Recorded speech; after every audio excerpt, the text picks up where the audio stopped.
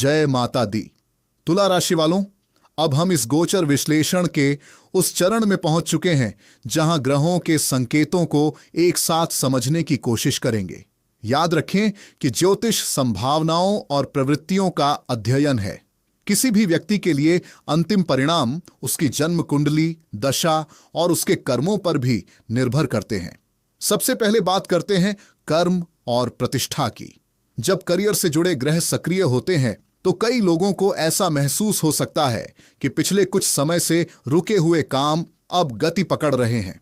यदि आपके वरिष्ठ आपको कोई नई जिम्मेदारी दें या किसी नए प्रोजेक्ट में शामिल करें तो उसे सीखने और आगे बढ़ने का अवसर मानें।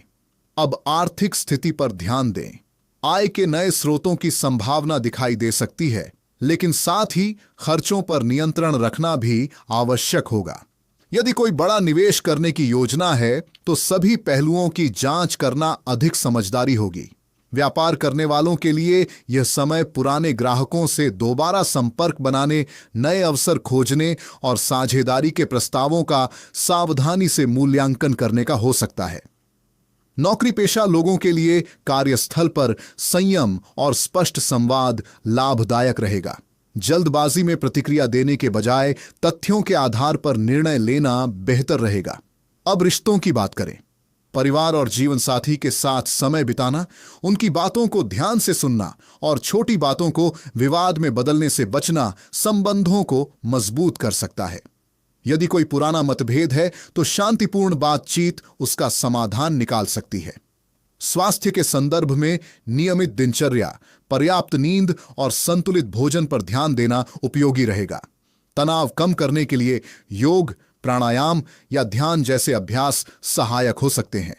अब एक पारंपरिक शुक्रवार का आध्यात्मिक उपाय। यदि आपकी श्रद्धा हो तो भगवान विष्णु और माता लक्ष्मी का स्मरण करें, दीपक जलाएं और एयूएम नमो भगवते वासुदेवाय मंत्र का जप करें। परंपरा में इसे मानसिक शांति और सकारात्मकता से जोड़ा जाता है। लेकिन अभी सबसे महत्वपूर्ण चर्चा बाकी है। अगले और अंतिम भाग में हम पूरे दिन का सार समझेंगे। किन अवसरों पर ध्यान देना चाहिए, किन बातों में संयम रखना उपयोगी होगा और दिन का मुख्य संदेश क्या हो सकता है। यदि आपको ऐसी विस्तृत ज्योतिषीय जानकारी पसंद आती है तो केपी एस्ट्रोलॉजी चैनल को सब्सक्राइब करें और हमारे फेसबुक पेज को भी फॉलो करें। वीडियो को अंत तक जरूर देखें, क्योंकि भाग 5 में हम पूरे विश्लेषण का निष्कर्ष और अंतिम संदेश साझा करेंगे। जय माता दी। कमेंट बॉक्स में जय माता दी जरूर लिखें